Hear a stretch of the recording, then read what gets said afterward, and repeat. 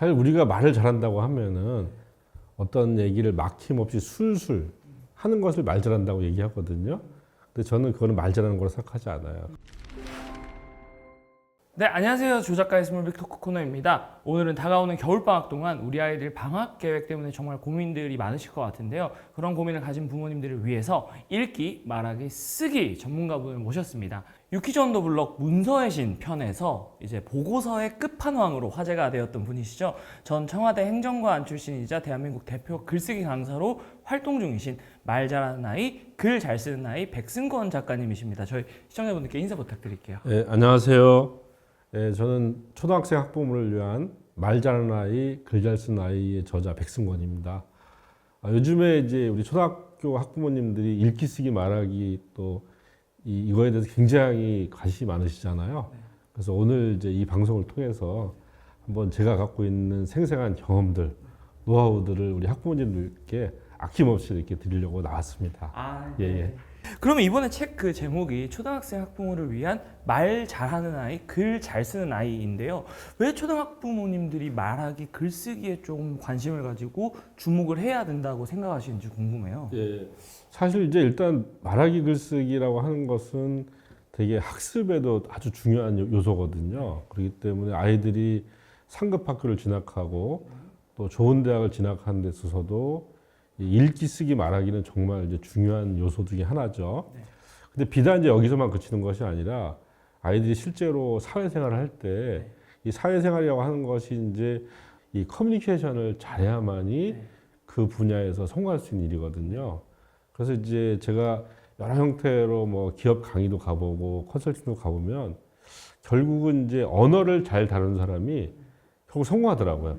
예. 그래서 그런 사례들을 이제 또 여러 가지 제가 이제 알고 있기도 합니다. 예. 혹시 어떤 사례가 있을까요? 제가 한 몇 년 전에 이제 어떤 대기업의 인테리어 회사예요. 이제 그 회사 사장님이 이제 매장의 이 미스테리 쇼퍼를, 그러니까 사장이라는 신분을 이제 속이고 고객처럼 이제 가장에서 가서 상담을 받아본 거예요. 그랬더니 이 직원이 아주 친절하게 설명을 하는데 이렇게 설명을 하더랍니다. 요 1등급 이 창호는 가격이 비싸긴 하지만 한 40데시벨까지 소음을 막아낼 수 있고 5등급은 가격이 싸긴 하지만 60데시벨밖에 막아내지 못해요. 이렇게 이야기를 하더라는 거예요. 이 사장님이 이 얘기 듣고 너무나 충격을 받았대요. 뭐냐면은 어떤 고객이 40데시벨과 60데시벨의 차이를 알겠습니까? 모르죠, 그죠? 그러니까 그는 그냥 업계의 용어로만, 제조 중심의 용어로만 이제 얘기를 하는 걸 듣고 되게 충격을 받았다고 합니다. 그래서 사장님이 이제 다음날 바로 이 임원회의를 소집해서 야, 우리 회사가 이 언어를 바꿔야겠다. 언어를 바꿔야 결국은 소비자 친화적으로 가고 고객 중심적으로 간다. 이렇게 해서 이렇게 바꾸기로 했다고 합니다. 1등급은 가격이 비싸지만 조용한 도서관 문제가 나고 5등급은 가격이 좀 싸긴 하지만 시끄러운 카페 느낌이 납니다. 이렇게 바꿔야만이 결국 우리도 이 혁신을 하는 거 아니냐. 제가 이런 사례를 들으면서 한 대기업을 이렇게 움직이는 결국 어떤 경영혁신, 이 패러다임을 바꾸는 것도 결국은 언어를 바꾸는 일과. 그러니까 이 아이들이 자라서 언어를 어떻게 다루느냐가 그 아이의 리더십과 또 성공과 능력을 보여주는 잣대가 된다는 사실을 이제 그런 경험을 통해서 많이 알게 됐죠. 그럼 이제 이런 맥락에서 아마 읽기, 말하기, 쓰기가 인생의 겉쇠, 그러니까 마스터키라고 말씀을 해주셨어요. 그래서 좀 구체적으로 마스터키라고 생각하시는 맥락이 어떤 건지. 근데 마스터키는 이제 이 모든 자물쇠를 열 수 있는 열쇠를 우리가 마스터키라고 하지 않습니까? 보통 이제 우리 부모들은 아이들이 좋은 대학을 나와서 또 남들이 부러워하는 이제 직장에 이제 취직을 시키기를 원하잖아요. 거기에 이제 취직이 되기를. 근데 사실은 안타깝게도 이제 그 좋은 대학을 나와서 좋은 직장에 취직했다고 하더라도 그거는 인생의 자물쇠, 첫 자물쇠를 연 것밖에 안 됩니다.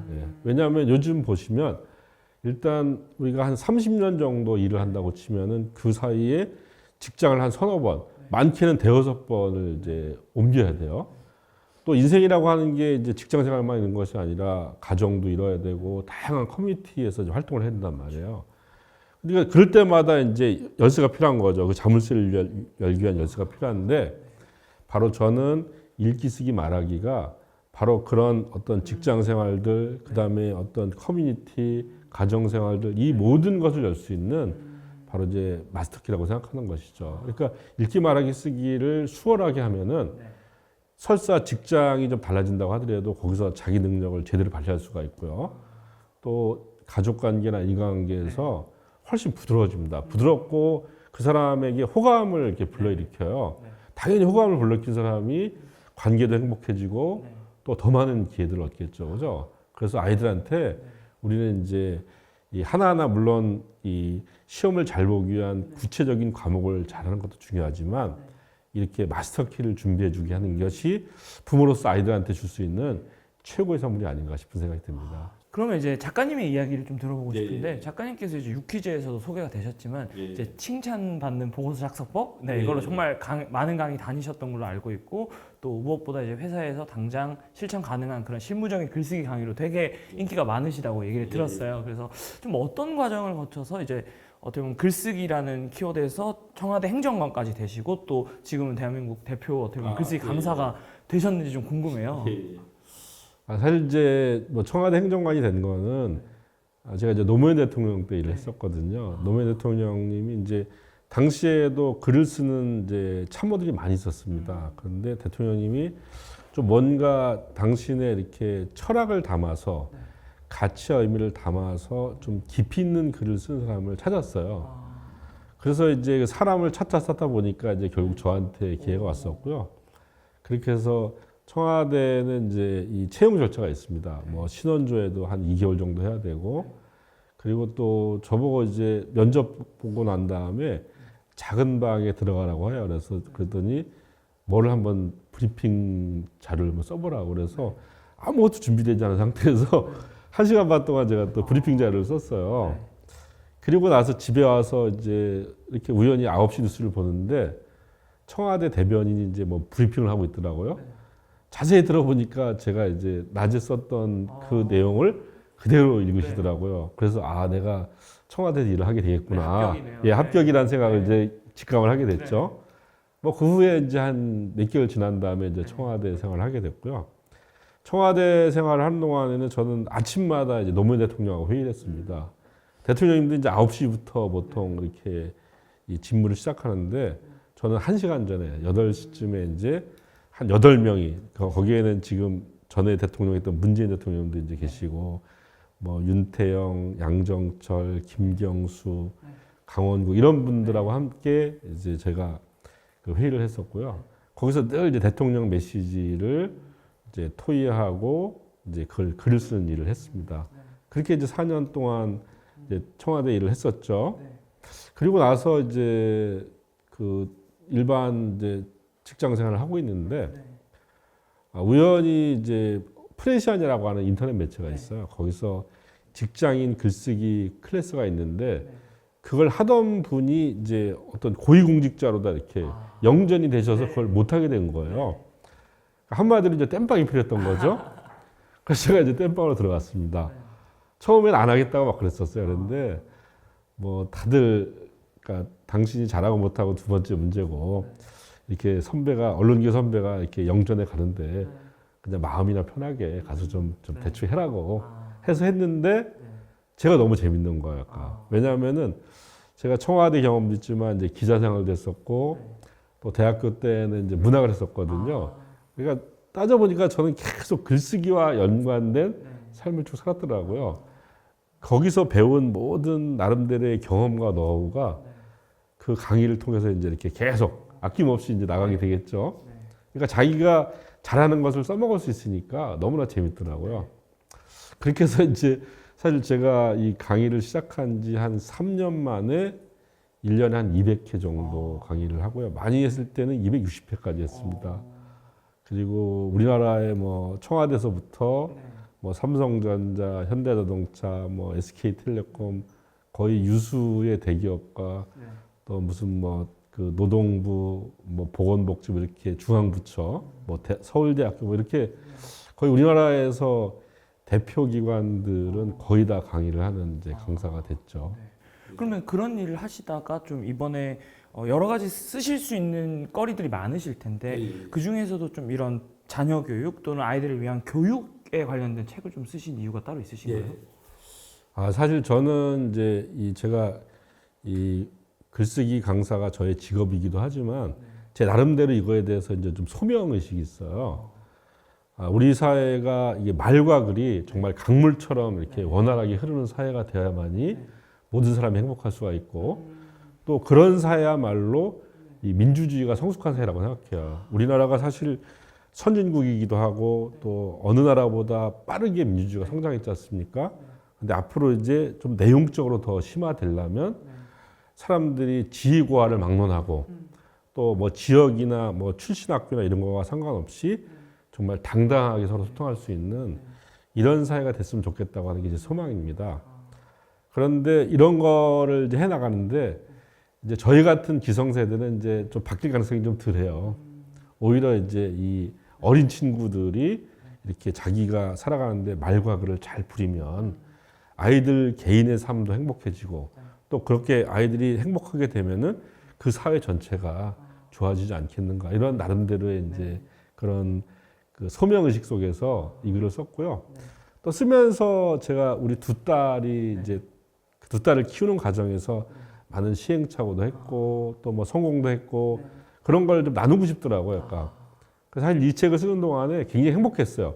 옛날에 제가 그 정말 막 헤매다가 또 뭐 하나 이렇게 좀 발견하고 이러면서 이제 이 정말 지도 하나 없이 사막을 이렇게 그 헤쳐온 길들을 다시 돌아보니까 굉장히 참 마음이 짠하기도 하고 사실 이런 내용들을 우리 학부모님들한테 좀 전해주고 싶더라고요.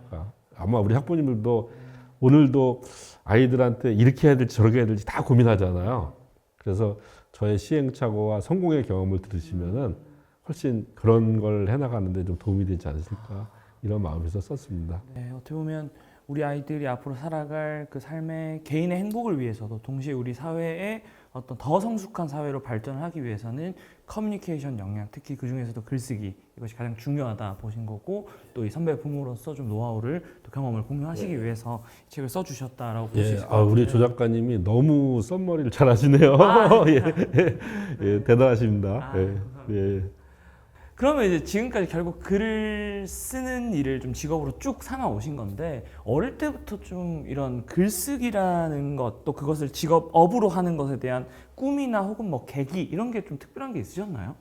예, 저는 원래 이제 저희 집안에 뭐 글을 쓰는 사람이 없었어요. 그리고 집에 무슨 책이 있었던 것도 아니고 조금 이제 기억해 보면은 제가 초등학교 5학년 때 이 노트 필기 하지 않습니까? 근데 선생님이 이제 제 노트를 보더니 제가 키가 작아서 맨 앞줄에 앉았는데 노트를 좀 줘봐 이러더라고요. 그래서 저는 혼나는 줄 알았어요. 그랬더니 선생님이 야, 승권이는 선생님이 판서한 대로 쓴 것이 아니라 자기 나름대로의 이렇게 기준을 갖고 쓰는구나. 되게 칭찬을 해주셨어요. 그게 제 인생에서 뭔가 이렇게 좀 창조적인 일을 한 것의 최초의 칭찬입니다. 그게 저희 인생에서 굉장히 중요한 의미가 있다고 생각했고요. 중학교 2학년 때 이제 방학 때 우연히 저희 시골집 텐마루에 앉았는데 시가 쓰고 싶어지더라고요.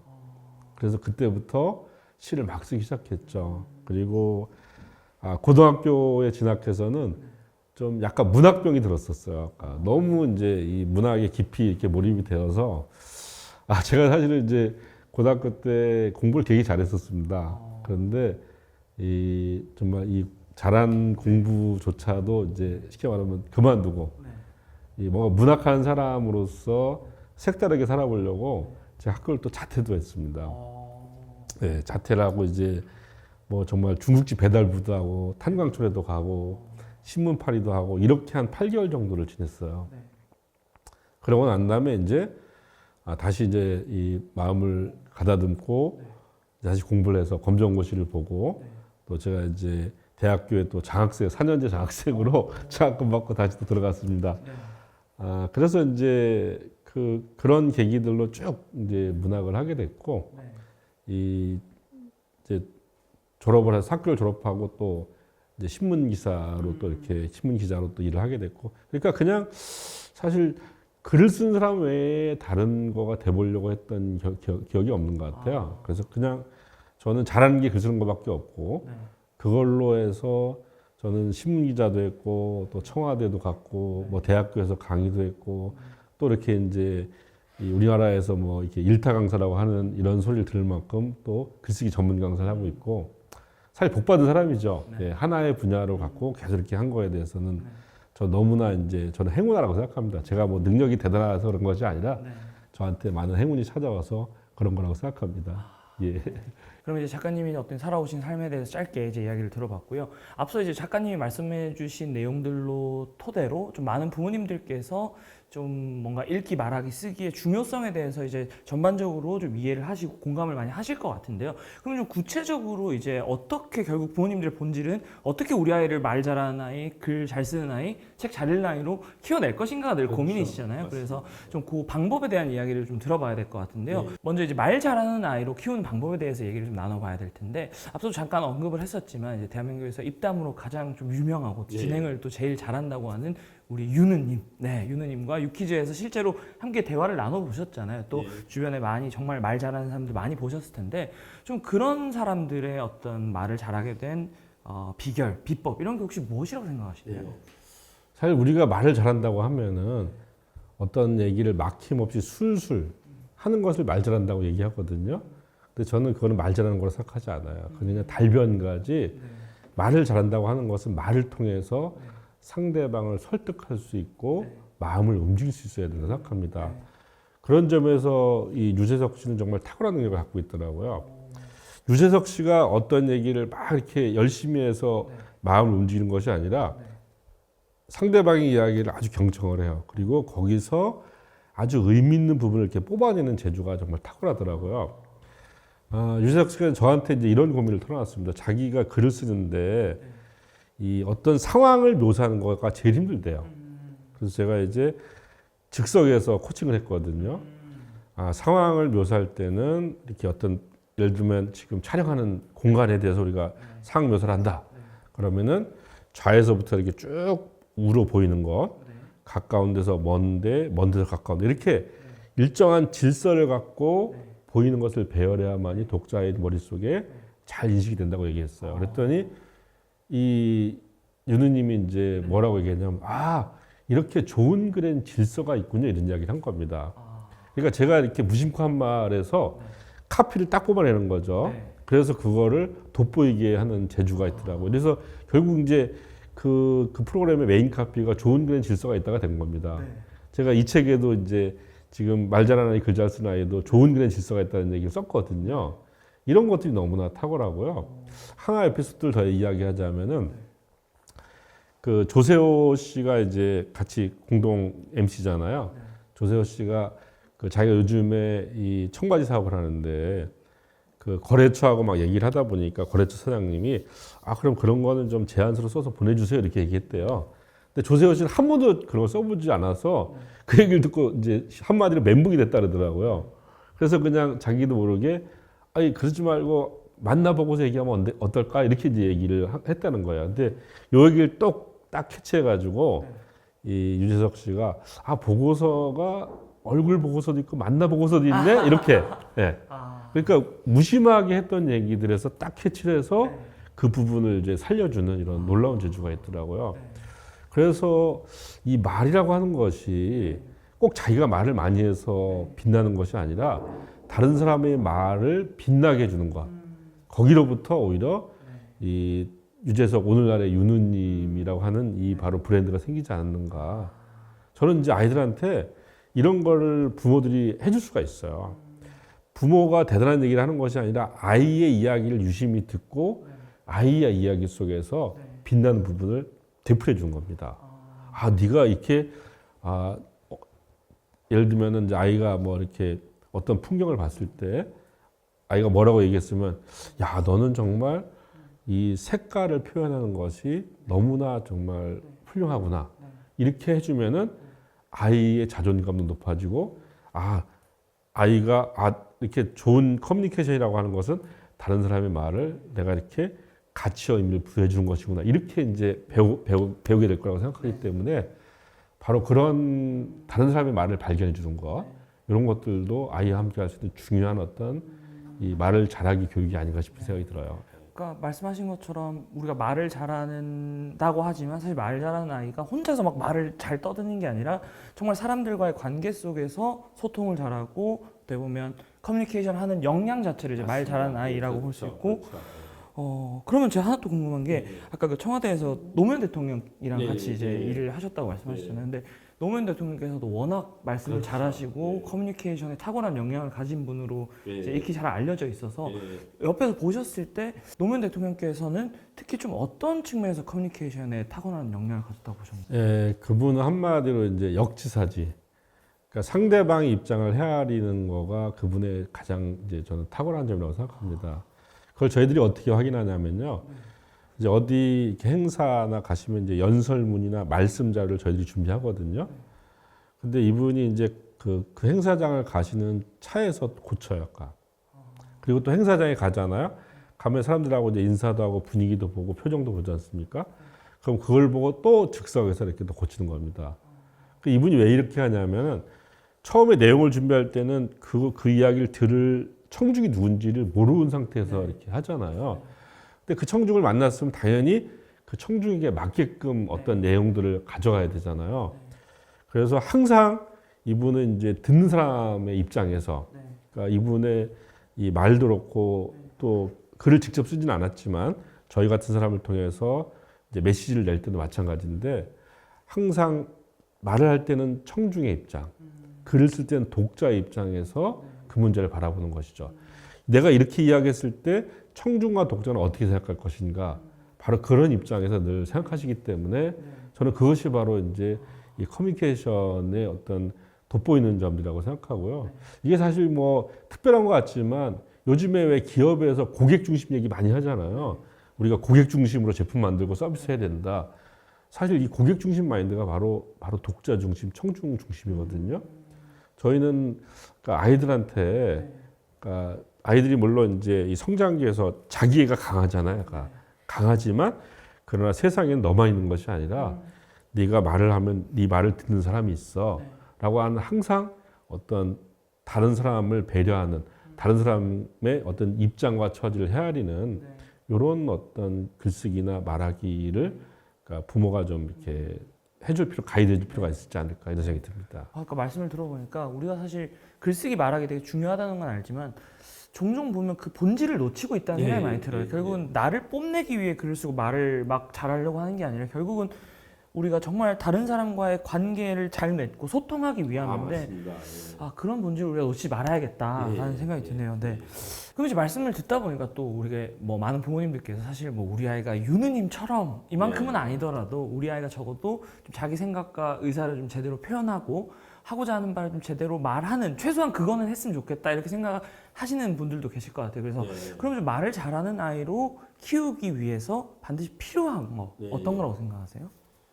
부모가 사실은 이제 경청을 해야 됩니다. 아이들 이야기를 잘 들어야 되는데 그냥 듣는 신용만 하는 것이 아니라 진짜 아이가 이 하는 말 속에서 그 무슨 어떤 이제 그 숨어 있는 뜻이 무엇일까를 잘 헤아려야 되는데 사실 저는 이제 이 두 딸을 키우면서 그런 부분들에서 좀 많이 놓친 것 같아요. 그러니까 저희 딸이 이제 저희가 이제 잠깐 시골에 살았던 적이 있었거든요. 시골 살다가 이제 파주로 올라왔습니다. 그래서 파주에서 이제 초등학교를 다녔었는데 저는 그냥 아무 문제 없이 얘가 학교를 잘 다닌 거라고 생각했어요. 그런데 나중에 아이가 이제 고등학생이 되고 이후에 이야기를 들어보니까 그때 자기가 이 시골 출신이라고 하는 거가 너무나 부끄러웠대요.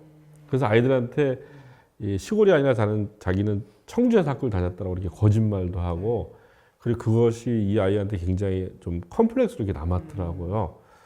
그래서 제가 그 아이의 얘기를 들어보면서 왜 그때는 그걸 내가 몰랐을까? 좀 더 아이의 이야기를 더 깊게 들어봤다고 한다면 바로 그런 점들을 알 텐데 그래서 우리가 이제 부모로서 아이들한테 뭐 막 이렇게 정말 많은 말을 해주고 또 뭔가 이렇게 가이드를 해주고 이렇게 뭘 또 인풋을 넣어주고 이렇게 하잖아요. 근데 그것도 중요하지만 먼저 아이의 어떤 상태, 아이의 컨디션을 잘 파악하고 아이가 또 들어주는 부모가 있어야지 아이는 자기 이야기를 더 자신감 있게 얘기하거든요. 그러니까 항상 상대적인 거예요. 그러니까 잘 들어주는 사람이 있어야 말을 잘하는 거고 잘 읽어주는 독자가 있어야 또 잘 쓰는 거거든요. 부모가 이제 바로 잘 들어주는 청중, 잘 읽어주는 독자가 될 수가 있는 거죠. 그러면 아이들이 그 부모를 대상으로 자신 있게 말하고 자신 있게 쓸 거고요. 이것이 이제 가정의 울타리를 벗어나서 학교나 사회, 직장에서도 똑같이 나타나는 거거든요. 그래서 저는 이제 정말 잘 들어주는 부모, 잘 읽어주는 그 부모가 필요하다. 왜 가수들도 그런 얘기 하잖아요. 아까 결국 가수는 팬이 만든다고. 마찬가지예요. 그러니까 그렇게 좀 부모들이 그 말하기에 대해서 그렇게 좀 경청을 하는 것이 아이들의 이야기를 잘 들어주는 것이 첫 번째가 아닌가 생각이 듭니다.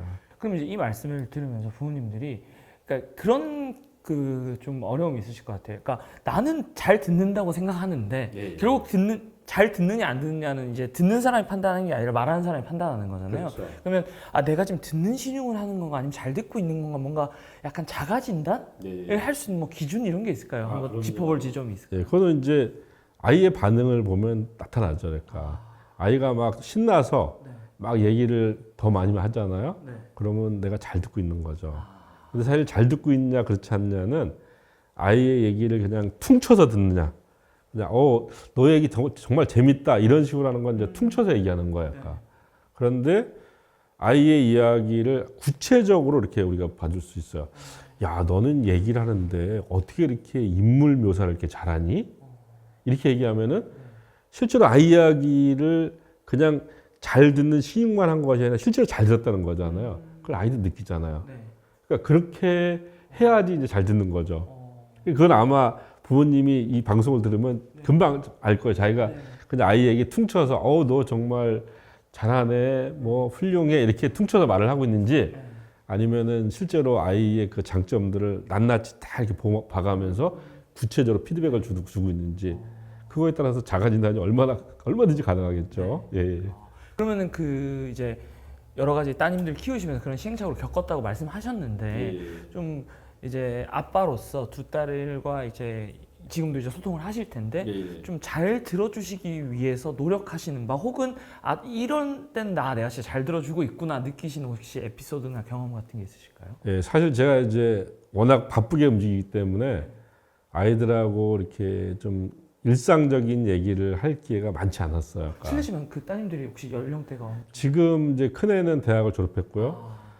둘째는 이제 그 고3이라서 이제 수능을 오늘, 봤습니다. 네, 예, 오늘 수능 날이어서 예. 그런데 저는 이제 그런 일상적인 얘기는 주로 이제 엄마하고 좀 많이 한 것 같고요. 저는 이제 어떻게 했냐면 두 딸들하고 이 약간 글쓰기를 매개로 해서 얘기를 많이 나눴어요. 두 딸하고 했던 것 중에 하나는 이제 뭐 요약하기, 신문 칼럼이나 에세이를 이렇게 요약하면은 서로 요약하는 게 다 다르잖아요. 그러니까 그러면 저 친구는 여기에 관심이 많네. 그다음에 나는 이렇게 관심이 많은데 서로 다르잖아요. 그런 걸 통해서 서로 다름을 확인할 수 있잖아요. 그죠? 그리고 그런 거를 왜 이렇게 더 중점적으로 봤는지에 대해서 이제 묻기도 하고 또 제가 그거에 대해서 코멘트를 해줄 수 있잖아요. 뭐 그런 것들도 했었고 또 이제 슬로우 리딩이라고 해서 책을 이제 천천히 읽어가면서 그 책 속에 나타나 있는 여러 가지 배경 지식들을 같이 찾아보는 거예요. 저는 이제 이 슬로우 리딩을 하는데 스마트폰을 많이 이용했어요. 그래서 뭐 스마트폰에서 검색을 해가지고 그 배경 지식을 같이 막 읽기도 하고 그 다음에 또 이 그림 있지 않습니까? 그림인데 이렇게 이제 이 주로 인상파 그림이 좋아요. 고흐나 뭐 고갱 뭐 이런 세잔 이런 인상파 이런 걸 갖고서 또 그런 이제 이야기도 나누고 그러니까 그렇게 그 일상적으로 자주 만나지 못하니까 좀 하나의 그런 프로그램과 함께 하는 일을 통해서 서로 이렇게 이야기를 허심탄회하게 많이 나눴던 것 같습니다. 예. 그래서 작가님 말씀을 들으면서 저도 저희 부모님이나 어린 시절 경험을 생각해 보면 정말 부모님이 얼마나 내 이야기를 잘 경청해 주느냐가 정말 많은 영향을 끼치는 것 같아요. 네. 그래서 그런 과정에서의 습관이 정말로 아이들이 자신감 있고 자존감 높고 또 남들과 소통을 잘하는 아이로 커나가는데 굉장히 중요한 영향을 끼친다고 생각이 드는데 그럼 부모님이 좀 경청 외에 말 잘하는 아이로 키우기 위해서 좀 이건 하지 말아야 될 게 있다. 혹시 그런 게 있을까요? 예, 저는 이제 그걸 한마디로 이야기해서 두 가지 말하기라고 생각하는데요. 원래 이제 이 업무용 글쓰기 분야에서는 다 두 가지로 하라래요. 바쁘니까 야 용건부터 얘기하고 그다음에 근거를 얘기해 이렇게 하는데 부모와 자식 간의 대화에서 하지 말아야 될 게 바로 두 가지 바로 말하기입니다. 부모님들이 전부 다 두 가지로 얘기를 할까? 야, 너 왜 공부 안 하냐? 성적이 이게 뭐야? 야, 네 방 청소 좀 해. 이렇게 얘기하거든요. 그게 다 용건만 얘기하는 겁니다. 그러고 아이들을 뭔가 설득하려고 하지 않아요. 아까 그냥 일방적으로 얘기를 해버리죠. 그래서 저는 이렇게 두 가지로 얘기할 것이 아니라 미괄식으로 아이들을 방 청소하게 해야 되잖아요. 그다음에 공부를 잘하게 해야 되잖아요. 바로 이 목적을 달성하기 위해서 앞쪽에 충분히 설득할 만한 얘기를 해줘야 돼요. 아까 예를 들면 이제 야 방이 되게 좀 어수선하네. 이렇게 어수선하면 너 뭐 찾을 때 되게 힘들잖아, 그지? 그리고 엄마 아빠도 지나다 보면 약간 마음이 불편해. 그리고 뭔가 이렇게 방이 정돈돼 있으면 네 생각도 정돈돼 있고 훨씬 그런 속에서 뭘 하면 효율적이잖아. 이렇게 쭉 얘기를 하면서 마지막에 한번 방 청소 같이 좀 하면 어떨까? 이렇게 얘기를 하는 것이 이제 아이들과 좋은 어떤 의사소통 방식이거든요. 왜냐하면은 부모와 아이가 이제 이렇게 소통을 하는데 서로 대등한 입장이 아니에요. 당연히 부모가 강자죠. 아이는 약자랄까. 근데 강자가 약자한테 그냥 일방적으로 이렇게 해버리면은 그거는 이제 소통이 아니라 지시가 되겠죠, 그죠? 그리고 아이는 마음을 닫아버려요, 아까. 그냥 우리 부모는 나한테 늘 지시하는 사람. 뭔가 서로 이렇게 교감할 여지가 없어지잖아요. 그러니까 이 교감을 충분히 하기 위해서 용건을 최대한 뒤로 미루는 겁니다. 그리고 먼저 배경 설명과 설득한 얘기를 충분히 한 다음에 그렇게 그 다음에 얘기를 할 필요가 있어요. 근데 아이는 또 거꾸로 아이에게는 용건부터 말하게 하는 훈련을 할 필요가 있어요. 우리 아이들이 이제 학교나 뭐 이렇게 나름대로 또래 집단 내에서 이 말 못할 일 되게 많이 겪잖아요. 왕따를 겪을 수도 있고 뭐 무슨 뭐 안 좋은 일을 당할 수도 있고 그런데 이런 걸 아이들이 말을 잘 못해요, 집에서. 그 얘기하면 또 혼날까 봐. 근데 평소에 아이들이 자기가 이렇게 하고 싶은 말을 먼저 하게끔 그 다음에 이제 배경 설명을 하게끔. 그러니까 아이들은 두 가지식으로 말하게 하는 것이 좋고 부모는 미괄식으로 말하게 하는 게 좋아요. 그래야만이 부모와 아이의 어떤 그런 이제 서로 대칭적 관계가 아니라 이게 서로 기울어져 있는 관계거든요. 이 관계가 그나마 이렇게 좀 대칭적으로 되면서 서로 대등하게 소통할 수가 있어요. 저는 그래서 꼭 아이는 두 가지식으로 말하고 부모는 미괄식으로 말하자 이렇게 주장하고 싶습니다. 저도 정말 납득이 되는데 그럼 하나만 더 여쭤보면 아이들이 두 가지식으로 말하게끔 연습시킬 수 있는 뭐 또 도움이 될 만한 방법이나 팁 같은 게 혹시 있을까요?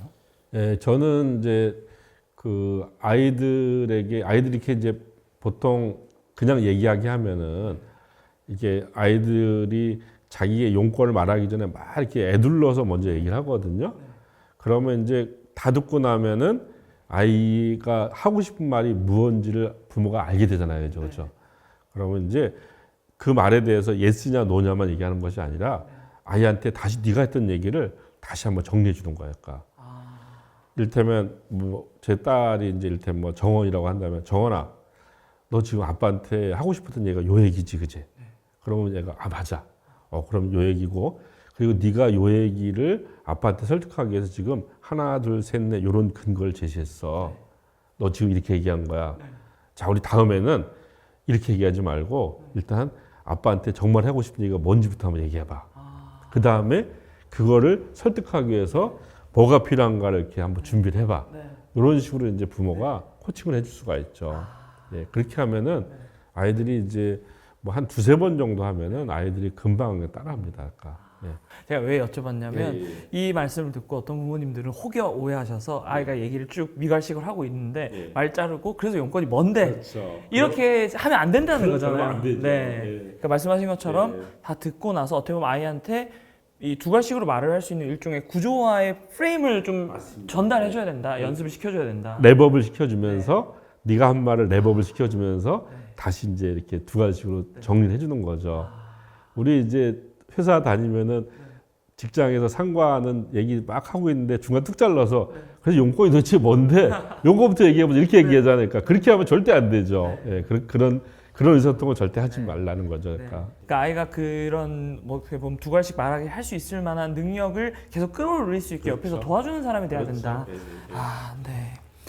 네, 그럼 지금까지 말 잘하는 아이로 이제 성장한 방법 얘기를 쭉 나눠봤는데요. 또 이제 글쓰기 대표 강사시니까 아무도 제일 궁금해하시는 부분들, 특히 뭐 요새 교육제도도 진짜로 글쓰기가 더 중요해지는 쪽으로 많이 바뀌고 있어요. 뭐 IB다, 뭐 논술형 수능이다, 서술형 수능이다, 정말 글쓰기가 더 중요해지고 있는데 좀 그런 부분에서 이제 글 잘 쓰는 아이로 만드는 방법, 요 얘기를 좀 해봐야 될 것 같아요. 그래서 어떻게 하면 좀 저 이제 두 가지식으로 좀 얘기를 해볼게요. 예. 일단 어떻게 하면 글 잘 쓰는 아이로 키울 수 있을까요?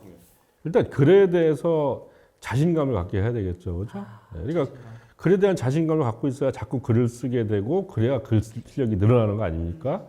근데 저 안타깝게도 우리나라 사람들은 대부분 글쓰기에 대해서 울렁증을 갖고 있어요. 두려움을 갖고 있어요.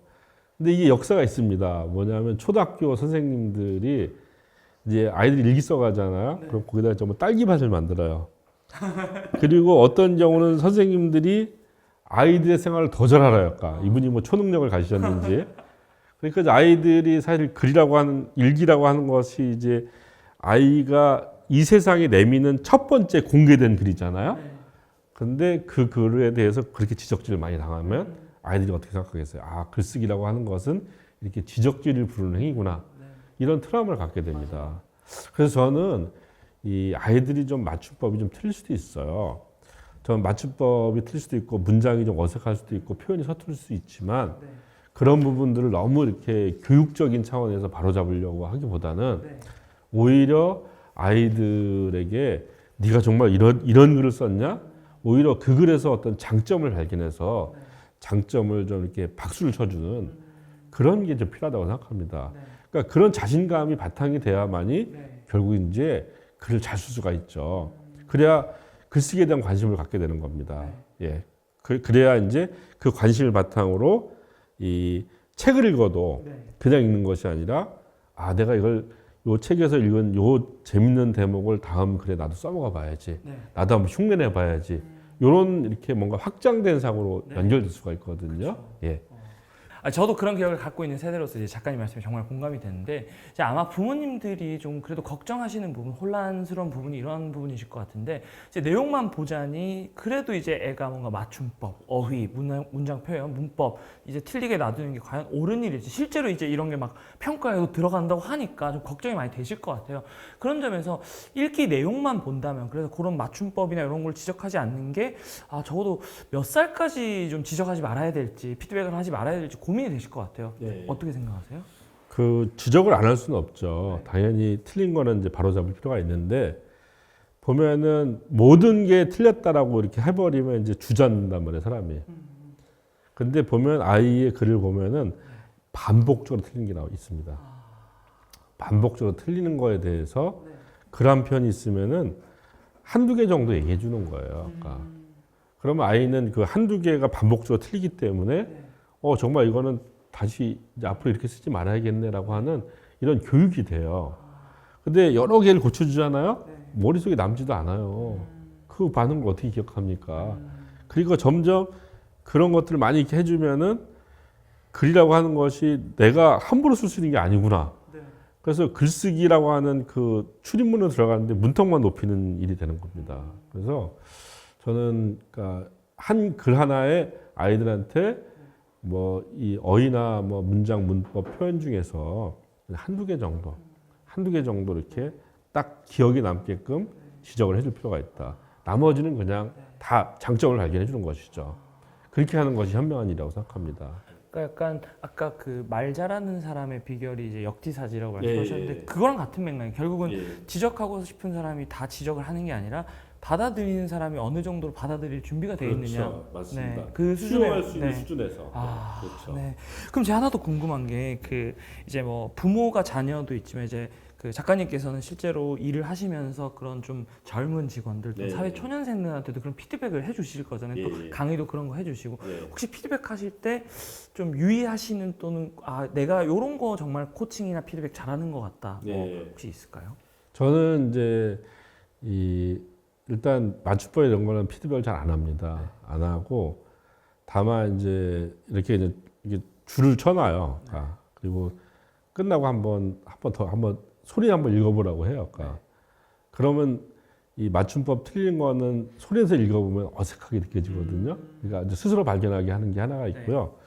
또 하나는 저는 이제 이 어떤 글 속에서 이 디테일하게 문장을 고쳐주는 것보다도 논리적인 글이라고 하면 논리 구조가 어떻게 잘 짜여져 있는지, 그러니까 이 논리 구조를 어떻게 배열할 것인가를 그런 걸 바로 잡아줍니다. 그러니까 그래서 요 지금 중간에 있는 내용은 오히려 앞으로 가는 게 좋고, 그 다음에 뒤에 있는 내용은 요렇게 그 두 번째 문단을 하는 게 좋고, 이렇게 주로 글의 어떤 구성이나 메시지의 흐름들 이런 쪽에 좀 많이 이야기를 해요. 왜냐하면은 사실 문법이나 뭐 이렇게 문장이 좀 틀려도 읽는 데 살 지장은 없잖아요. 그러니까 조금 이제 창피하긴 하지만, 근데 어떤 내용들을 이렇게 상대방한테 전하는데 효과적으로 전달하는 방식이 있거든요. 예를 제가 한번 들어볼까요? 어떤 제 이제 글쓰기 강좌에 참여했던 그 어떤 중견 기업의 대표님이 계세요.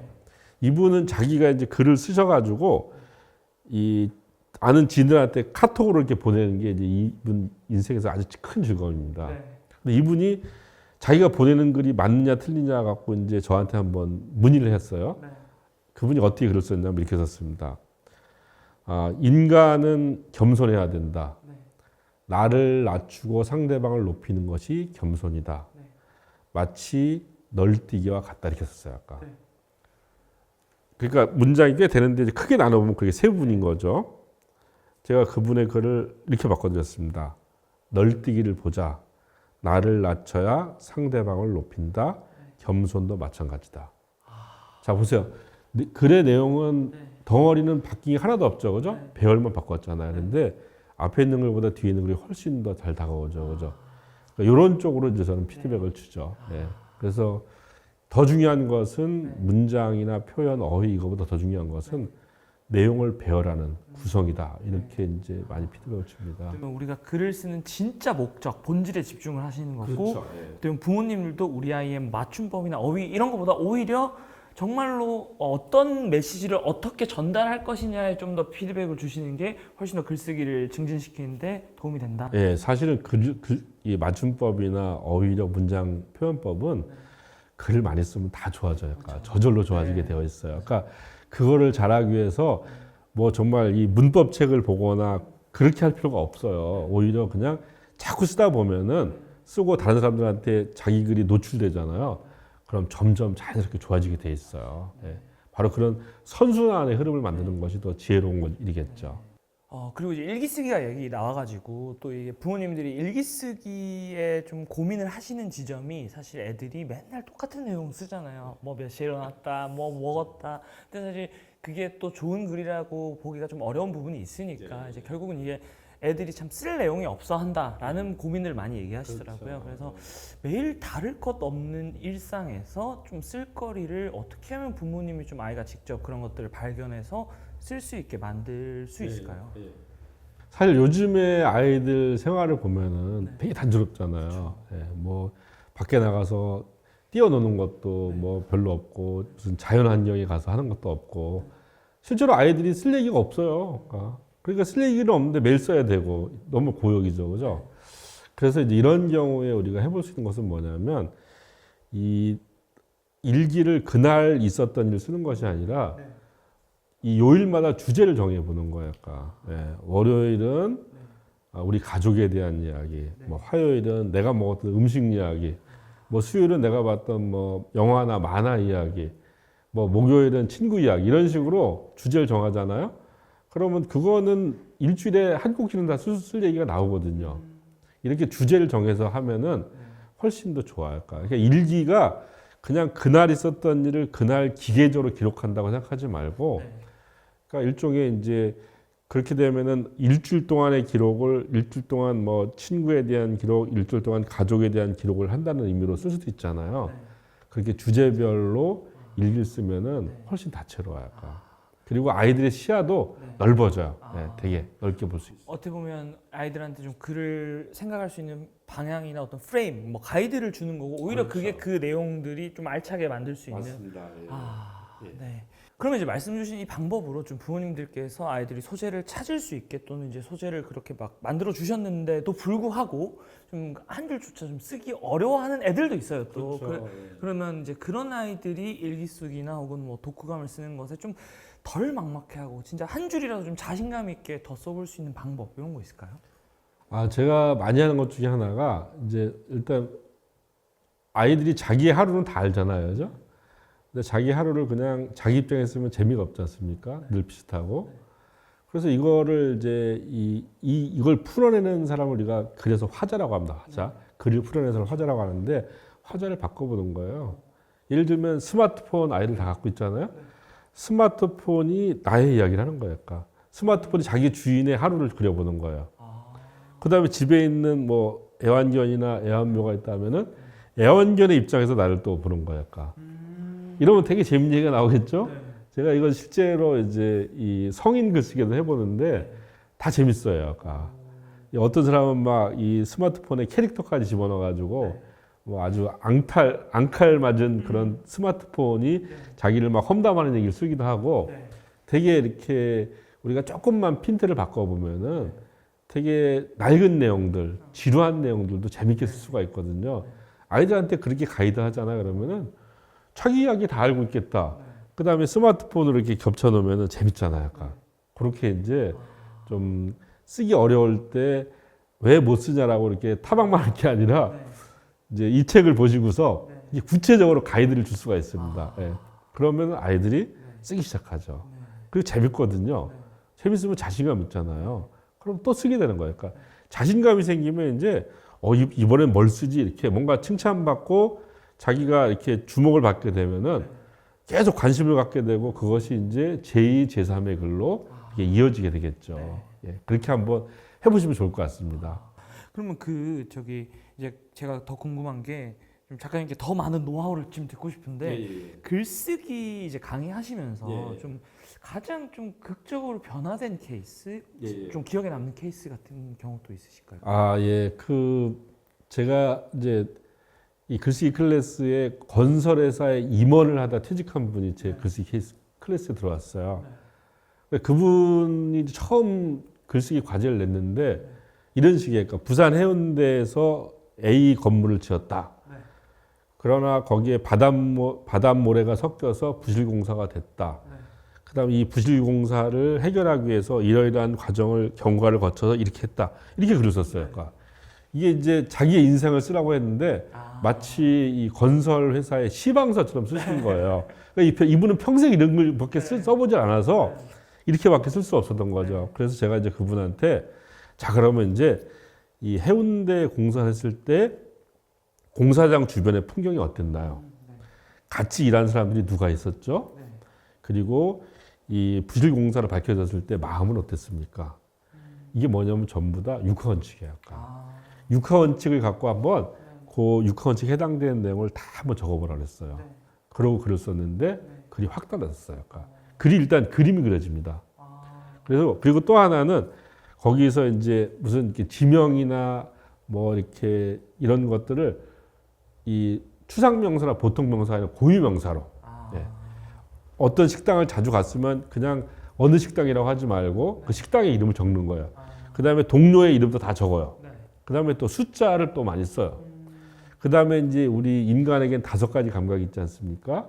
시각, 색과 모양, 청각, 소리, 그 다음에 후각, 냄새, 미각, 맛, 그 다음에 촉각. 이 5감에 관련된 정보를 다 집어넣으라고 했어요. 그 해운대에 뭐 어디를 지나갔는데 벽이 우중충했다고 쓰지 말고 벽에 시커먼 페인트가 칠해져 있다 이렇게 쓰라고 이제 이야기를 했죠. 이러니까 글이 확 바뀌더라고요. 그래서 저는 이제 부모님들이 아이들이 글을 쓰잖아요. 그러면은 이 아이들의 글을 더 좋게 하기 위해서 기억할 것이 바로 4가지입니다. 육하원칙, 고유명사, 그다음에 숫자, 그다음에 오감. 이렇게 쓰게 되잖아요. 그러면은 이 처음에 고치기 전에 글은 이렇게 마치 초점이 흔들린 사진 같아요. 그런데 그런 걸 쓰잖아요. 그러면은 초점이 잘 맞춰진 해상도가 아주 높은 그런 사진으로 바뀝니다. 아이들한테 그 2가지를 한번 비교해보라고 그러세요. 그럼 아이들도 깜짝 놀랄 겁니다. 나의 글이 이렇게 바뀔 수 있구나. 이런 것들도 이제 한번 부모님이 구체적으로 가이드를 할 수 있는 부분들이겠죠. 예. 그럼 이제 글쓰기 얘기를 마무리하기 전에 제가 하나 더 궁금한 게 있는데요. 작가님은 이제 아까 초반에 글쓰기가 여러 가지 도움이 된다 말씀하셨지만 좋은 삶을 사는 데도 필요하다고 말씀하셨어요. 그래서 글쓰기가 삶의 행복에 미치는 영향이 뭐라고 생각하세요? 일단 글을 써야 우리 사회에 성공합니다. 제가 뭐 청와대 생활도 해보고 또 언론계 생활을 하면서 우리나라에 성공한 사람들 많이 만났잖아요. 이 사람들은 기본적으로 굿 커뮤니케이터예요. 글을 잘 써요. 특히 제가 청와대 생활을 하면서 이제 장차관부터 해서 고위 공무원들 다 만났지 않습니까? 이분들은 그 부처에 보고서 에이스죠, 약간. 보고서 에이스가 아니면은 장관이 될 수가 없어요. 그리고 기업의 임원들 다 마찬가지예요. 약간. 일단 이 글을 잘 쓴다고 하는 것은 그냥 뭐 이 어떤 작문 실력이 아니라 우리 사회에서 성공을 해나가는 정말 중요한 능력 중에 하나다 이런 거고요. 또 하나 이제 글이 참 중요한 거는 이 말은 이렇게 하면 이제 허공으로 흩어지잖아요. 그러니까 내가 어떻게 말하는지를 내가 잘 확인을 못 해요. 근데 글은 쓰면 남기 때문에 나의 커뮤니케이션 스타일을 내가 이렇게 확인할 수가 있어요. 그러니까 뭔가 내 커뮤니케이션 스타일을 확인하면서 계속 향상해 나갈 수가 있죠. 그러니까 그거에 따라서 이제 자기 커뮤니케이션 스타일을 더 맞게 고쳐 나갈 수 있잖아요. 그게 말에도 영향을 미치거든요. 그러니까 이 글을 통해서 또 말을 통해서 설득하는 능력들이 길러지기 때문에 당연히 집에서 부부 간에 가족 간에 그다음에 어떤 동료 간에 보다 더 그 사람들을 배려하는 또 그 사람들에게 어떤 마음을 얻을 수 있는 이런 말과 글을 할 거 아니에요. 이런 사람의 삶이 훨씬 더 행복하지 않을까요? 더 많은 사람들한테 사랑받고 인정받고 이렇게 이어진다고 저는 생각이 듭니다. 예. 어떻게 보면 커뮤니케이션이 잘 되는 사람이 행복할 수 있다. 그렇죠. 네. 행복과 성공의 열쇠다 이렇게 볼 수가 있습니다. 예. 네. 그럼 이제 지금까지 또 글쓰기에 대한 얘기를 나눠봤다면 이제 또 결국은 말하기 글쓰기 안에 그 어떤 핵심, 통찰을 담아내고 뭔가 생각을 하는 방법을 기르는 뭐 가장 확실한 건 독서일 것 같아요. 그래서 이제 마지막으로 책 잘 읽는 아이로 만드는 법에 대한 얘기를 나눠볼 텐데요. 학부모님들께서 사실은 뭐 저희 채널도 마찬가지고 제일 많이 관심 가지시는 게 이제 독서의 중요성 다 알고 계시거든요. 근데 이게 쉽지가 않잖아요. 그래서 일반적으로 독서를 좋아하는 아이보다 싫어하는 아이가 더 많고 책을 왜 읽어야 하는지 모르는 아이들도 더 많은데 아이 스스로 책을 읽게 만드는 주도적인 방법, 사실 되게 원론적인 얘기지만 어떻게 보면 그냥 핵심이라고 생각이 들어서 어떤 게 있을까요? 아이들이 왜 책 읽기 싫어할까요? 사실 이제 책 읽기 싫어하는 거는 부모가 너무 이렇게 내리먹이기를 하는 거예요. 약간. 어릴 때부터 부모들이 이제 관심 있는 부모들은 막 전집용 사죠, 그죠? 그리고 또 어디 서울대 필독서 뭐 이렇게 필독서라는 것도 막 보게 하잖아요. 근데 아이의 관심사하고 전혀 상관이 없어요. 그냥 그야말로 부모 입장에서 부모가 중요하다는 내용들을 막 내리매긴단 말이에요. 그걸 아이들이 좋아할 리가 없죠. 저는 일단은 독서는 철저하게 아이 중심으로 가져가야 된다. 일단 아이가 좋아하는 책부터 읽게 만들어야 돼요. 그리고 이 우리나라 사람들이 독서에 대해서 갖고 있는 이제 고정관념들이 있어요. 뭐냐면 끝까지 읽어야 된다. 그 다음에 많이 읽어야 된다. 그 다음에 책을 여러 권 동시에 읽으면 안 되고 한 권만 이렇게 읽어야 된다. 이런 고정관념들이 있는데 저는 그럴 필요 없다고 생각해요. 그러니까 많이 읽지 않아도 됩니다. 한 권의 책이라도 정말 깊게 파고 들어가야 되거든요. 저는 이제 그걸 우리가 슬로우 리딩이라고 하는 걸 통해서 하고 있는데 이 슬로우 리딩은 말 그대로 천천히 읽기예요. 약간 제가 제 딸하고 이제 슬로우 리딩을 최근에 한 것들이 이제 뭐냐면 랩걸이라고 하는 이제 책입니다. 랩걸은 호프자런이라고 하는 이제 미국의 이 과학자가 자기의 어떤 그 자신의 삶을 다룬 그런 이제 그 책이에요. 이 랩걸을 저희 딸하고 이제 1시간 하는데 한 4-5페이지밖에 안 해요. 아까 4-5페이지를 읽고 거기에 들어있는 이제 배경 지식들을 서로 찾아보는 거예요. 아까 거기 보면 이제 이런 게 나옵니다. 이 거기에서 이렇게 주인공이 이렇게 이제 이 기억자의 자를 들고서 성경에 나오는 이제 그 아브라함이 뭐 자기 아들 이삭을 번제물로 바치는 장면이 떠올랐다는 얘기가 나와요. 아까 그러면은 그걸 갖다 이렇게 스마트폰 통해서 검색을 해보는 거예요. 아까 아브라함 이삭 하면은 창세기 편에 나오거든요. 그리고 이것이 의미하는 바가 무엇인가가 나와요. 그럼 그걸 쭉 읽어요. 그리고 저도 찾은 걸 읽어요. 그러면서 이제 이 책에서 나오는 짧은 에피소드지만 그걸 통해서 성경의 또 대단한 이야기들 우리가 또 발견해내고 이렇게 하면은 이 4-5페이지 속에서도 무한대로 가지치기가 되는 거예요. 그리고 책을 그냥 책을 쓴 사람이 정해진 대로 가는 것이 아니라 읽는 사람이 프리스타일 읽는 거예요. 네. 자유롭게. 그렇게 자유롭게 읽잖아요. 그러면 사람들은 누구나 자기가 어떤 자유롭고 주도성을 발휘하는 분야에서 기쁨을 느낄 수밖에 없어요. 또 하나 아이들이 이제 스마트폰은 좋아하지만 죄책감을 갖고 있잖아요. 늘 부모한테 아이들이 이제 너 또 스마트폰에 너 그거를 또 뭐 무슨 SNS하고 뭐 유튜브하고 뭐 또 이거로다 또 뭐 웹툰 보고 이러지 늘 이렇게 이제 죄책감의 그 상징이 바로 스마트폰인데 이 스마트폰으로 이렇게 독서와 연결된 그런 그 지식도 찾아볼 수 있네. 아이들한테 이제 그 죄책감을 벗게 해줄 수 있어요. 그리고 스마트폰과 싸워서 누가 이기겠습니까? 대한민국 이길 자가 아무도 없습니다. 어른도 못 이기는데 애들이 어떻게 이기겠어요? 그러니까 그런데 아이들한테 스마트폰 하는 죄책감을 자꾸 이렇게 불러일으키고 스마트폰과 싸우게 하게 하지 말고 스마트폰과 함께하는 독서, 스마트폰과 함께하는 글쓰기를 하는 것이 훨씬 더 현명하다는 거죠. 그러니까 자꾸 독서와 글쓰기의 수단으로 이 스마트폰을 연결해 주는 거예요. 그러니까. 이렇게 하면요. 부모가 무슨 배경 지식이 많지 않아도 상관없어요. 왜냐하면 다 나오잖아요. 그러니까. 이렇게 연결하는 것이 저는 이제 좋다고 생각하고 이 책을 저는 여러 권 있습니다. 솔직히. 한 서너 권을 돌려서 읽어요. 왜 그러냐면 책이 앞부분은 재밌어요. 한 60-70페이지까지 재밌어요. 그런데 그거 넘어가잖아요. 그러면 지루해요. 아무리 집중력이 좋은 사람도 그때쯤 되면 약간 시들해지거든요. 그럴 때 다른 책을 보는 거예요. 그럼 이제 이 책은 또 한 60-70페이지까지 재밌잖아요. 또 재밌어요. 그러고 보다 보면 이제 나중에 지루해졌던 책을 보면 또 새로워요.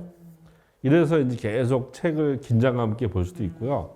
또 하나는 이제 우연히 한 서너 개 책이 동시에 읽게 되면은 그 책과 책 사이에 어떤 지식의 융합이라고 할까? 이런 오묘한 그런 이제 화학적 결합들이 생겨요. 이것도 또 아주 덤으로 우리가 얻을 수 있는 것들입니다. 또 하나 저도 끝까지 읽을 필요가 없다고 생각하는 것이 어떤 책들은 그냥 이렇게 중간에 어떤 부분 봐도 돼요. 책이 다 양서라고 생각하지는 않습니다. 어떤 거는 그냥 목차만 봐도 되는 책이 있고 어떤 건 한 챕터만 봐도 되는 책이 있고 그냥 그 책의 컨디션과 나의 생각에 따라서 자유롭게 읽게 해주는 거예요.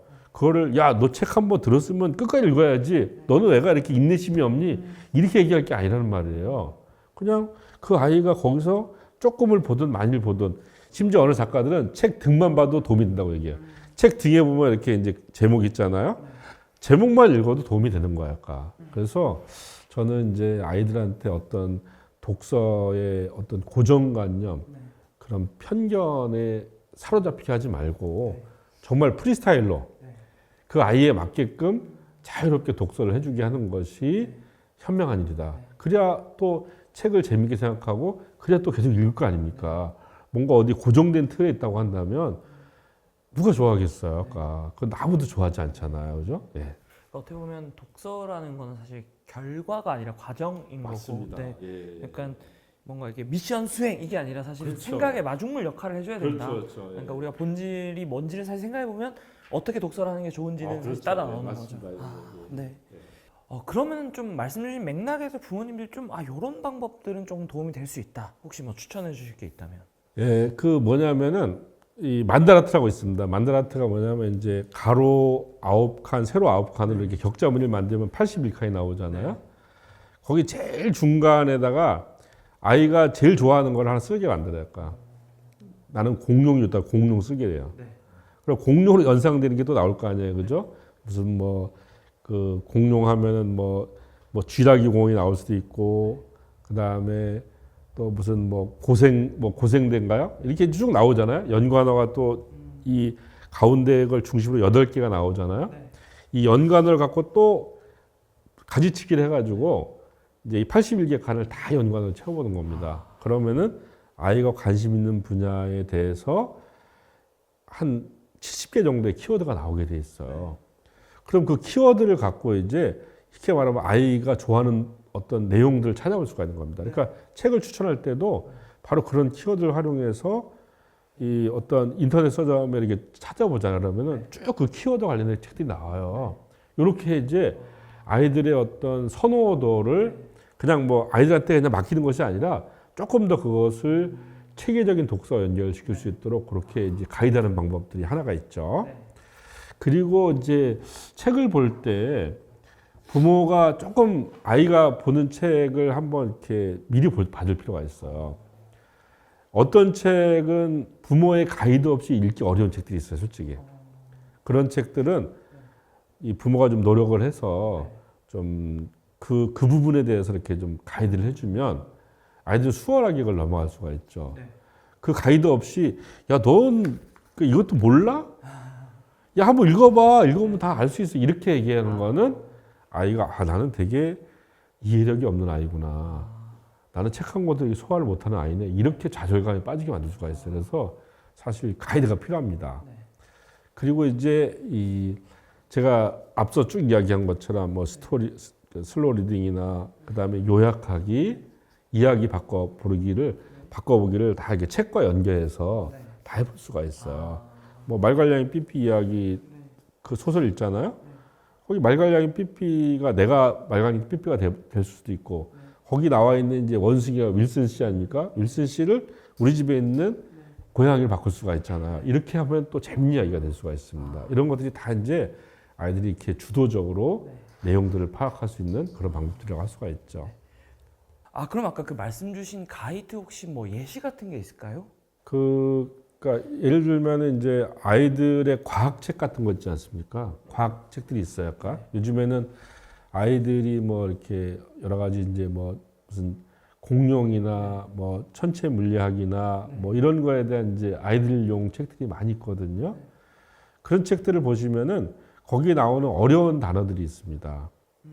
어려운 단어들을 부모님이 먼저 이렇게 검색을 해서 한번 그 내용들을 파악을 해보는 거야. 약간.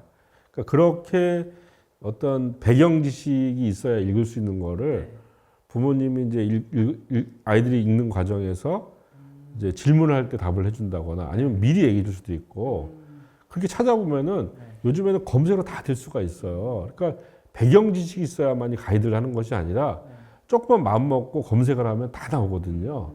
그걸 먼저 이제 그 파악해서 아이들이 필요할 때 전해주면 되게 좋겠죠. 예. 말씀 들어보니까 결국 작가님께서 말씀하시는 것의 어떤 독서의 그 본질이 결국 좋아하는 것에서부터 더 깊게 들어가야 된다. 일종의 좋아하는 걸 더 덕질할 수 있게 만들어주면 사실 독서는 따라오는 거다.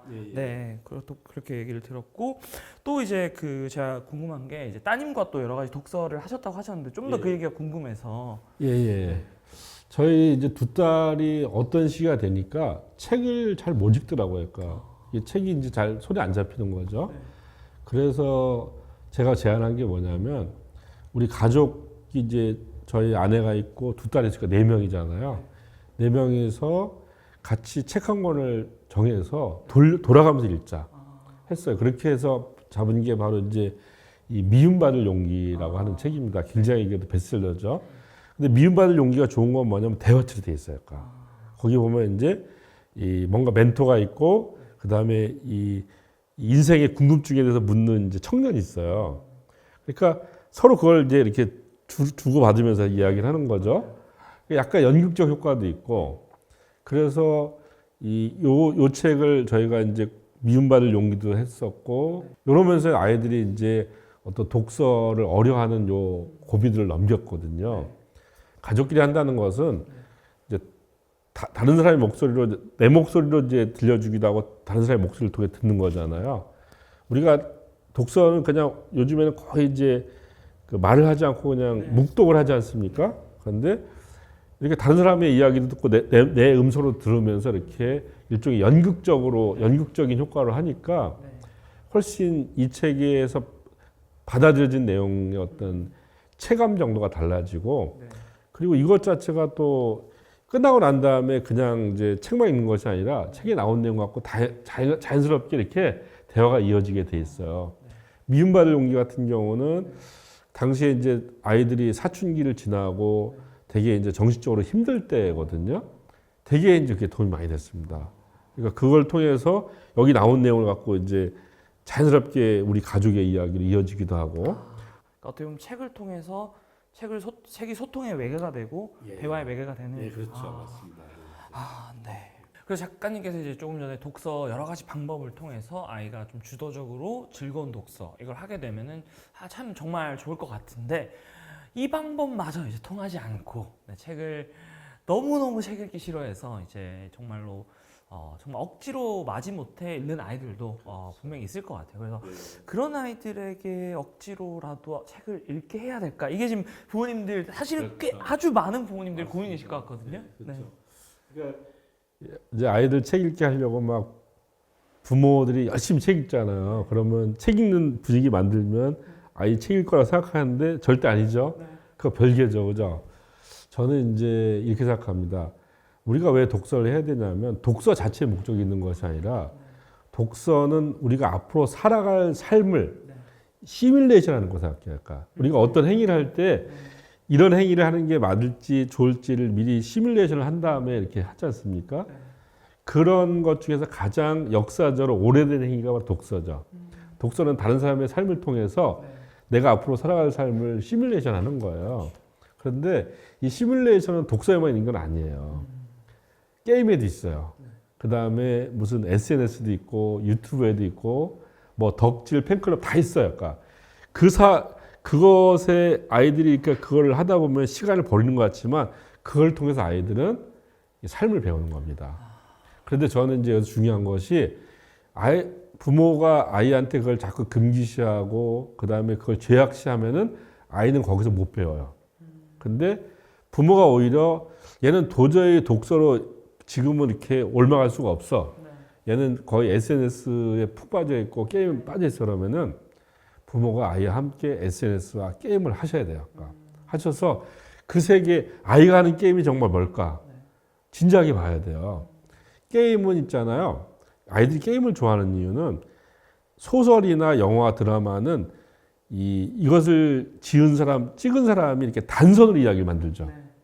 오로지 하나의 선밖에 없어요. 게임은 수없이 많은 이야기의 갈래가 있어요. 아이들이 게임 좋아하는 이유가 그거예요. 그러니까 자기가 선택할 수 있거든요. 훨씬 더 주도적이니까. 그래서 아이가 이 게임을 통해서 뭔가 이 삶을 시뮬레이션 할 수 있는 가치와 지혜를 배우도록 그렇게 가이드라는 게 훨씬 현명해요. 덕질도 우리가 무슨 덕업일치란 말이 있듯이 덕질을 깊게 하다 보면 거기서 인생을 다 배우게 돼 있습니다. 팬클럽도 마찬가지. 팬클럽이라는 데가 얼마나 많은 이렇게 인간관계 축소판입니까? 그걸 통해서 아이들 다 배우거든요.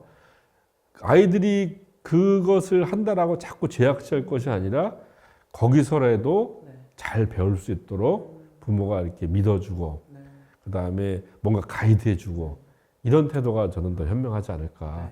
절대 책 안 읽으려고 하는 아이를 어떤 식으로 끌어온다고 해서 읽질 않습니다. 그런 경우에는 오히려 강제로 이렇게 책을 읽게 하면 오히려 그 아이는 영영 이제 책하고 영영 이제 이별이 될 거예요. 그런데 이렇게 부모가 자기가 하는 일을 존중해주고 이렇게 하잖아요. 그러면 그런 아이는 나중에 독서로 돌아올 수도 있어요. 저는 그것이 더 현명하다고 생각합니다. 좀 독서가 삶을 시뮬레이션하는 방법 중에 한 가지인 그렇죠. 것이기 때문에 가장 전통적인 방법이죠. 네, 다른 다양한 방법들을 존중해줄 필요도 있다. 그럼요. 네. 예. 정말 오늘 정말 시간이 너무 재밌게 제가 가가지고 진짜 시간이 이렇게 금방 지나간 줄 몰랐는데 마지막으로 제가 어떻게 보면 뭐 글쓰기 또 뭐 작가시고 글쓰기 전문가시고 하시지만 사실 선배 부모로서 또 이 사회에서 어떤 커뮤니케이션에서 중요한 일을 해보신 입장에서 부모님들이 정말 자녀 교육에서 이런 것은 꼭 기억하셨으면 좋겠다. 마지막으로 혹시 해주실 말씀 있으시다면? 믿는 거죠. 예. 아이들을 믿어야 됩니다. 그러니까 사람은 자기 살 궁리를 다 해요. 그러니까 아이들이 되게 철없어 보이지만 아이들이 자기 삶을 이렇게 주체적으로 이렇게 만들어갈 수 있는 그런 씨앗이 있어요. 부모는 그 씨앗에 이게 물을 줘야 됩니다. 그 씨앗을 다른 씨앗으로 대체하려고 하면 안 돼요. 그러니까 그냥 그 심겨져 있는 씨앗에 물을 잘 주고 햇빛 잘 들게 하고 이런 역할을 하는 것이 저는 이제 부모. 그러니까 그걸 저는 가이드라고 이제 구체적인 얘기로 얘기하면 가이드라고 얘기하는데 그렇게 하면은 아이들이 좋은 나무로 성장하고 좋은 열매를 맺게 됩니다. 저는 그런 자연스러움들이 우리가 이제 아이들의 행복과 또 그렇게 해야 부모도 행복해지잖아요. 그죠? 그렇게 이어진다고 생각합니다. 네. 네, 그래서 오늘 대한민국 대표 글쓰기 강사이자 말 잘하는 아이, 글 잘 쓰는 아이, 저자 백승원 작가니까 정말 함께 잘 말하고 잘 쓰고 잘 읽는 아이로 키우는 법에 대한 정말 실용적인 이야기 많이 나눠봤는데요. 네, 오늘 작가님께서 나눠주신 이 많은 얘기가 정말 다가오는 방학에 부모님들과 아이들에게 또 큰 도움이 되었으면 좋겠습니다. 그럼 저희는 다음번에 또 좋은 컨텐츠로 찾아뵙고요. 이상 조 작가 백승원 작가였습니다. 감사합니다. 네, 감사합니다. 예.